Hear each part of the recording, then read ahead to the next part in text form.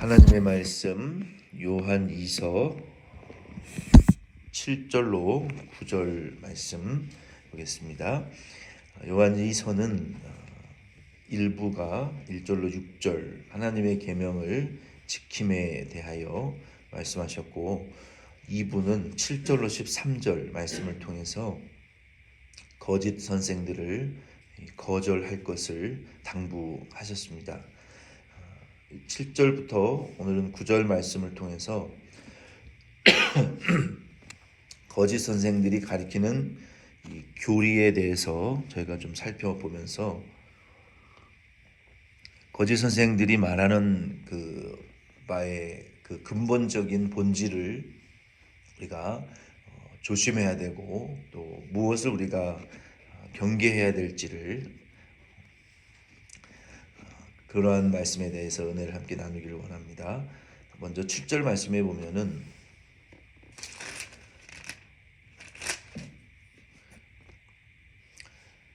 미혹하는 자가 세상에 많이 나왔나니 이는 예수 그리스도께서 육체로 오심을 부인하는 자라.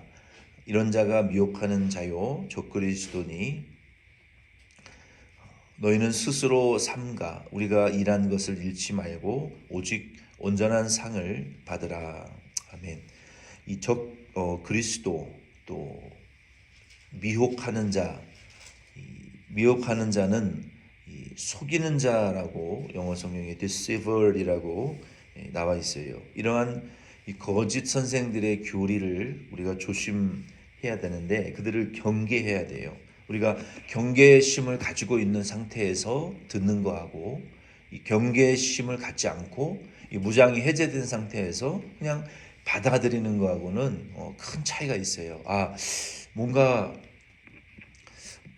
우리가 믿는 예수 그리스도의 도리와 비슷한 것 같은데 무엇인가 좀 다르고 내가 이 목사님을 통해서 배운 바와 비슷한 것 같은데 무엇인가가 조금 깨름직하고 마음에 이 꺼림직한 무엇인가가 있고 그리고 우리 내 속에 안에 계시는 이 성령 하나님께서 우리 속에 주시는 그 영적인 감각이 있어요. 그 감각을 통해서 우리가 이렇게 분별해 볼 때 무엇인가 분명히 말할 수는 없지만 맞지 않는 그 무엇인가가 있을 때에는 이거 잘못된 것이구나라고 이 경계해야 돼요. 근데 우리가 경계심이 없이 다 성경을 말하는 것 같고 예수를 말하는 것 같으니까 받아들여도 되겠다 이렇게 경계심 없이 우리가 받아들이게 됐을 때에는 그때는 이제 우리가 사로잡히게 되는 것입니다. 그래서 우리는 항상 말씀을 들을 때 누군가가 말씀이라는 것고 전할 때 우리가 그것에 대한 경계심을 항상 갖고 무엇에 대한 우리가 경계심을 특별히 무엇에 대한 조심스러움을 우리가 가지고 있어야 되냐면 이 기독론, 이 크리스탈러지, 그러니까 예수 그리스도에 관하여 우리가 좀 더 우리의 경계심을 갖고 항상 말씀을 들으셔야 돼요. 이건 좀 조심해야 된다라는 생각이 들을 때에는 듣지 않는 것이 최선이고 우리가 어쩔 수 없이 들어야 될 경우가 만약에 있다 하더라도 분별할 때 특별히 예수 그리스도에 대한 교훈의 말씀이 이게 바른 것인가 바르지 않은 것인가를 항상 경계해야 됩니다. 이 적그리스도는 속이는 자들은 무엇에 대한 잘못된 교리를 가지고 있냐면 예수 그리스도께서 육체로 오심을 부인하는 자들이에요. 이 교회사의 역사적인 이단도 지금 이것 때문에 지금도 마찬가지이고 항상 문제를 삼았던 것이 예수 그리스도께서 육체로 오심을 부인하는 자들이에요. 한 3가지 정도로 그 유형을 나누어 볼 수 있는데 가장 기본적인 이 거짓 선생, 속이는 자, 저 그리스도의 유형은 예수 그리스도의 육체로 오심을 어떻게 부인하냐면 예수 그리스도의 동정녀 처녀 마리아의 잉태하심을 그리고 부활을 부정해요. 예수 그리스도가 성령으로 잉태한 것이 아니다. 예수 그리스도의 잉태가 마리아가 이미 요셉과 동침한 것을 숨기고 낳은 그냥 육신의 사람이다. 또 어떤 이들은 이 마리아가 이 네피림이나 천사들과 동침하여 낳은 아기이다. 그래서 사람도 인간도 아닌 이 반인반수와 같은 이런 좀 이상한 그런 이 피조물이다라고 말하는 사람들도, 황당무계한 이 말을 하는 사람들도 있어요. 어떻게든 그들이 말하는 것은 결국 예수 그리스도께서 성령으로 잉태된 것이 거짓이다라고 그것을 무너뜨리기 위한 이 거짓 선생들, 이 적그리스도들의 이 첫 번째 유형이에요. 두 번째는 예수 그리스도의 육체로 오심을 부인하는 자들은 예수 그리스도가 삼위일체 하나님이 아니고, 이 예수 그리스도가 삼위일체 하나님이 아니라는 것은 하나님과 동등한 분이 아니시다라는 것을 주장하는 거예요. 그래서 예수 그리스도께서는 성령과 마찬가지로 하나님보다 좀 급이 낮은, 그러니까 하나님과 동등됨이라고 성경은 분명히 말하고 있어요. 그래서 우리는 삼위일체 하나님을 믿어요. 이 거룩하신 하나님과 아들과 성령을 동일한 한 분이신 삼위일체 하나님으로 믿는데, 예수 그리스도의 육체를 부인하는 자들은 예수 그리스도와 성령은 하나님에 의해서 만들어진 피조물이다. 이 육체를, 예수 그리스도의 육체로 오심을 부인하는 자들은 그것을 주장하는 자들이에요. 그래서 우리는 그렇게 믿지 않아요. 하나님과 예수님과 성령님은 능력과 권세에 있어서 동일한 분이다라고 저희 교회, 우리 기독교는 믿는 줄을 여러분 확신하시기를 바랍니다.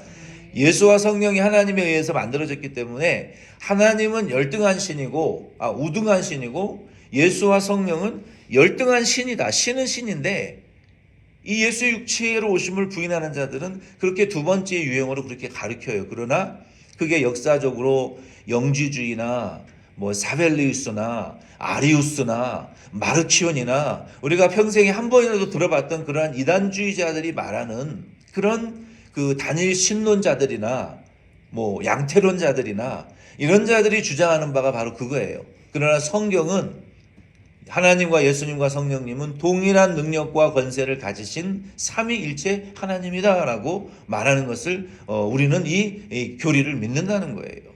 그래서 그들은 두 번째로 그렇게 말을 하면서 이런 말을 많이 해요. 예수와 성령은 뭐 로고스다.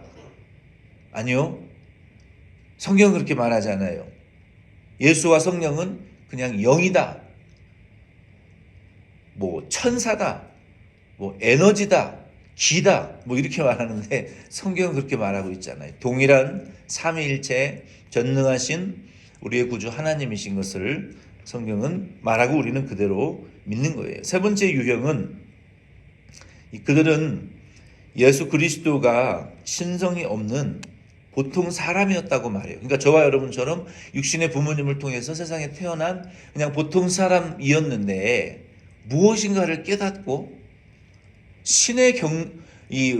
하나님의 부르심을 받고 그 보통 사람에서 신의 경지에 이르는 사람이다라고 말을 해요. 그래서 이 할리우드나 수많은 영화에서 만들어진 예수 그리스도의 모습은 바로 그런 모습으로 묘사되어지고 있어요. 그냥 평범한 사람이었던 예수가 부르심을 받고 깨달음을 얻어서 거의 신에 가까운 경지에 이르는 사람이었다라고 믿어요. 그러니까 그 사람들은 예수 그리스도는 하나님이 아니다. 그리고 죄 없는 사람의 몸으로 성령으로 잉태하신 분이 아니다. 그것을 부인하는 자들이에요. 그래서 그것과 관련되어서 수많은 허황된 이론들을 만들어서 퍼뜨리고 결국 예수가 하나님이시고 우리의 구주이신 것을, 삼위일체 하나님이신 것을 부정하려고 하는 그러한 속이는 자들이고 또 적그리스도이고 또 예수님께서 하시는 그 일을 결국은 방해하고 대적하는 자들이에요. 그래서 여러분들이 그러한 말씀을 들으실 때 예수에 대해서 말하는 것 같기는 한데 하나님은 아니다. 예수가 하나님이 아니라 영이다, 에너지다, 기운이다, 사람의 최고의 경지에 이르는 선지자다, 이런 말들을 하는 단어들을 사용하게 되면 잘못됐구나. 이거는 바른 복음이 아니구나. 바로 돌아서야 돼요. 그리고 반드시 저에게 얘기하셔야 빠져나가지, 그걸 듣고 그냥 마음에 담아두면요, 그게 속에서 싹이 나기 시작해요. 그리고 우리를 장악하기 시작합니다. 그래서 저희들은 그러한 경계심을 가지고 이 경계심을 우리가 세우고 모든 말씀을 들으셔야 돼요. 8절에 보면은 우리가 그 경계를 가지고 조심해서 분별해서 말씀을 듣지 않으면 우리가 일한 것에 대한 상급을 잃어버릴 수밖에 없다라고 말했어요. 이 우리는 누구를 가리킵니까? 이 사도를 가리키는 것이죠. 예수님의 제자들인 사도. 그러니까 예수님에게 직접 말씀을 듣고 배워서 하나님을 통해서 사도로 세움을 받은, 주의 말씀을 전하고 성도들을 양육하라는 사명을 받은 이 주의 이 리더들, 영적인 그 리더십을 가지고 있는 그분들을 통해서 가르침을 받은 바에 말씀의 교훈 그 안에 테두리 안에서 항상 머물러 있어야 된다는 거예요. 그 가르침의 테두리 안에서 머물러 있으면서 성숙해 가야 우리에게 주신 말씀의 상급을 우리가 잃어버리지 않지, 그 말씀의 교훈의 테두리 안에 머무르지 않고 그것을 잊어버리게 되면 그 상급을 우리가 잃어버릴 수밖에 없다는 거예요. 그래서 우리는 우리 성도님들은 우리의 이 테두리는 무엇입니까? 오직 성경이에요. 오직 66권이 성경이라는 테두리 안에 우리는 항상 머물러 있으셔야 돼요. 성경이 아닌 것을 우리가 추구해서는 안 된다는 거예요. 전하는 자들, 저와 같은 말씀을 전하는 이 주의 종들도 성경의 테두리 안에서만 말씀을 전해야 되지 그 외의 것들을 가리켜서는 안 된다는 것이죠. 그리고 우리 정통 교회가 신앙의 고백, 우리가 교리나 어떤 신경, 신조 이전에 주는 그리스도시요 살아계신 하나님의 아들이시고 우리의 구주이시요 하나님이시고 우리가 그 예수 그리스도에 대한 믿는 믿음의 신앙의 고백이 우선이에요. 그게 성경을 통해서 우리가 예수에 대한 신앙의 고백이 있고, 그리고 우리 교회가 사도들을 통해서 공교회를 통해서 우리가 이것이 우리의 믿는 공통적인 신앙의 이 교리다라고 확정해 놓은 것이 이 니케아 신경을 통해서 확정되어진 것이 사도신경입니다. 사도신경이라는 것은 그냥 하나님이 모세에게 십계명을 떨어뜨려서 준 것이 아니라 우리가 믿는 사도들을 통해서 교회가 하나님이 성령을 통해서 예수 그리스도를 믿는 자들의 교회가 세워졌잖아요. 그래서 이단들의 도전이 하도 많이 일어나게 되니까 사도들이 모여서 우리가 믿는 바는 이것이다라고 정한 것이 사도신경이에요. 그리고 이 칼빈을 통해서 만들어진 그 제네바 교회 요리문답, 우리가 이미 그거는 교회적으로 다 성경 공부를 마쳤어요. 맨 먼저 웨스터민스터 신앙 고백서, 이러한 것들이 교회를 통해서 확정되어진 우리의 교리입니다. 그래서 우리는 성경의 테두리 안에 머물러 있으셔야 되고요. 그리고 우리는 웨스터민스터 신앙 고백, 그리고 우리 총회가 추구하는 12신조라는 그 신앙 고백이 있어요. 그 12가지의 12신조, 그리고 이 제네바 우리가 신앙 고백서, 하이델베르그 신앙 고백서, 스위스나 독일에서 또 영국에서 우리가 우리 교단에서 만들어진 그 12신조의 신앙 고백의 테두리 안에 우리가 머물러 있으셔야 돼요. 그 테두리 안에 머물러 있으면서 우리가 신앙생활을 하며 영적으로 성숙해 가야만이 문제가 생기지 않고 또 뒤떨어지지 않습니다.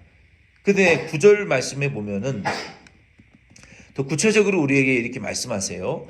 지나쳐 그리스도의 교훈 안에 거하지 아니하는 자는 다 하나님을 모시지 못하고 교훈 안에 거하는 그 사람은 아버지와 아들을 모시느니라. 여기 지나쳐라는 구절의 이 동사는 헬라어의 말씀에 보면은 그 교훈의 테두리의 밖으로 나가다. 그러니까 그리스도의 교훈, 성경과 우리의 교리를, 신앙의 고백과 교리의 테두리가 있는데 그 지나친다라는 것은 그것보다 앞서가 버린다는 거예요. 지나쳐가다, 헬라어는. 그러니까 교회라면은 우리가 성경과 기름 부음을 받은 주의 종의 그 가르침의 테두리가 있어요. 그 테두리보다 앞서 나가는 것을 가리키는 거예요. 그것을 지나쳐서 성경과 그 주의 종의 가르침의 교훈의 사도들의, 이 성경을 쓸 때는 사도 요한의 테두리 그 가르침이었겠죠. 사도들의. 오늘날로 치면 하나님의 기름 부음을 받은 이 종의 가르침, 그리고 말씀, 주의 종은 말씀 외에 다른 것을 가리키면 안 되죠. 우리가 정한 바의 그 교리 안에서 그 정통의 교리와 하나님의 성경 말씀만을 우리가 가리키는데, 그 가르침의 테두리를 자신이 앞서 나가서 성경도 아니고 그 가르침도 아닌, 그거보다도 본인이 더 신령해가지고 성경보다 더 신령해서 자기의 생각으로 성경을 판단하고 자기의 경험과 고집으로 성경을 초월해서 성경을 무시하는 가르침을 받아들이고 자신이 교회가 세우신 질서보다도 더 신령하고 교만해서 그 질서를 무시해서 주의 종의 가르침보다 초월해서 생각하고 판단하는 그러한 행위를 하지 말라는 것이죠. 지나쳐 그 테두리를 넘어서서 그 위에서 군림하는 태도를 갖지 말고 성경과 질서를 무시해서 그 테두리보다 앞서가는 것을 하지 말라는 거예요.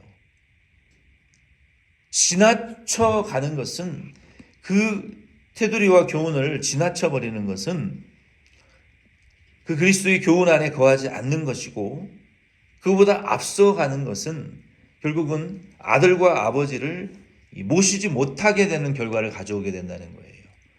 하나님께서 이 다윗을 쓰시고 사울을 버리신 이유는 이 사무엘상 2장 30절 말씀에 보면 이것을 못했기 때문에 그래요. 하나님의 말씀보다 앞서갔기 때문에 그래요. 하나님이 세우신 선지자보다 앞서갔기 때문에 그래요. 이게 오늘날 이 이민교회에 상당히 부족한 요소 중에 하나가 바로 이거예요. 하나님의 말씀이 있고 교회에 담임 목사가 하나님의 말씀의 테두리 안에 머무르면서 목회를 해 나갈 경우에 이 성도님들은 그 테두리와 질서의 권위를 앞서가시면 절대 안 되는 거예요. 앞서 판단하고 말씀과 세우신 리더십보다도 앞서가서 행동하고 그 위에 올라가서 군림해서 판단하고 장악하고 지시하고 통제하는 이런 일들이 교회 안에 너무 많이 일어나는 거예요. 이민교회 안에. 그러면 지나치는 거예요. 그 테두리를 벗어나는 거라고요. 사소한 일이라 할지라도 하나님의 말씀의 테두리 안에 머물러 있으셔야 되고, 교회에 관련된 모든 일들은 질서를 지키시면서 그 교회가 정한 질서의 테두리 안에 머물면서 함께 성숙해 가야 되는 거예요. 각자의 은사와 기능에 따라서 팔은 팔의 역할로, 눈은 눈의 역할로서의 자기의 기능을 다하면서 머리이신 예수 그리스도의 우리가 컨트롤을 받으면서 질서 있게 교회가 성장해 가는 것이죠. 이 질서의 테두리를 무시하고 팔이 머리의 위치에 올라가 있으면 그 기형이죠. 기형적인 교회죠. 그 테두리와 질서의 말씀의 테두리 안에 우리가 머물러 있으면서 성숙해야 교만한 자가 되지 않는 것입니다. 하나님께서 사무엘을 통해서 사울의 교만함을 이렇게 책망하셨잖아요. 나를 존중히 여기는 자를 내가 존중히 여기고 나를 멸시하는 자를 내가 경멸하리라. 다윗은요, 하나님의 말씀 앞에 겸손했어요.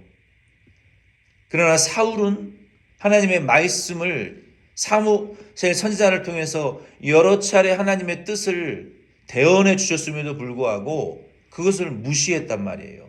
보이지 않는 하나님의 말씀이 선포되어질 때 말씀을 무시하면요, 하나님 한두 차례는, 서너 차례는 내버려 두십니다. 그럼에도 불구하고 깨닫지 못하고 돌이키지 않으면 하나님이 사울에게 말씀하셨던 것처럼 나를 존중히 여기는, 내 말을 존중히 여기는 자를 내가 존중히 여길 것이지만, 보이지 않는 하나님의 말씀이라고 침묵하는 것처럼 보이신다고 내 말을 경멸히 여기는 자는 하나님에게 경멸히 여김을 받는 때가 반드시 온다는 거예요. 두려운 말씀인 줄 알고 우리는 하나님의 말씀을 통해서 말씀이 선포되어지고 우리에게 전달되어지고 우리에게 베풀어질 때 하나님의 말씀을 우리가 존중히 여기는 믿음을 가지셔야 돼요. 하나님의 말씀을 격렬히 여기면요, 하나님이 반드시 격렬히 여기는 때가 온다니까요.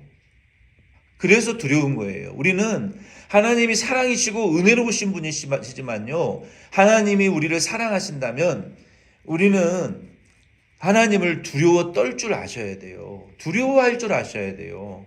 하나님의 권위에 두려움을 가지셔야 되고 하나님이 무서운 분이라는 걸 우리는 아셔야 돼요.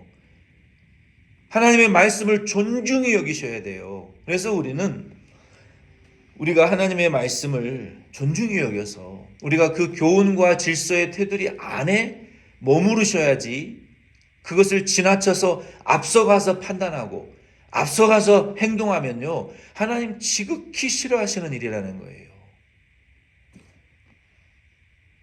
우리는 이것을 알고 이것을 지나쳐서 우리가 행동하게 되면 하나님과 아들과 아버지가 함께 하실 수 없는 성도가 되는 거예요. 아버지와 아들이 함께 하실 수 없는 교회가 되어버리고 마는 거예요. 그러면 하나님께 쓰임을 받을 수 없는 상태가 되어지는 거예요. 시편 138편 6절에 보면 여호와께서는 높이 계셔도 낮은 자를 굽어 살피시며 멀리서도 교만한 자를 아시니이다. 야고보서 4장 6절 말씀에도 보면 그러나 더욱 큰 은혜를 주시나니 그러므로 일러스되 하나님이 교만한 자를 물리치시고 겸손한 자에게 은혜를 주신다 하였느니라. 아멘. 여러분, 우리는 겸손해야 돼요. 교회가 총회와 노회에 가입이 되어 있지 않으면요, 교만해지기 쉬워요. 왜 수많은 이민교회들이 총회 가입을 안 하는 줄 아십니까? 교회에 문제가 생길 때 교회는 반드시 노회에 보고하게 되어 있어요. 노회장에게 우리 교회에 이런 문제가, 담임 목사님이 있던 없던 교회에 문제가 생기면 반드시 교회에는 노회에 보고를 하게 되어 있어요. 그리고 예를 들어서 담임 목사님이 사임을 했다. 담임 목사님에게 문제가 생겨서 이제 사임하셔야 될 때가 됐다. 어떤 장로, 권사, 집사도 담임 목사를 해임할 수 있는 권한은 없습니다. 어느 누구도 담임 목사님을 청빙할 권한은 없어요. 누가 있습니까? 노회에게 있어요. 노회에게. 담임 목사님 사임의 절차를 어떤 장로와 교회도 결정할 수 있는 권한은 없어요.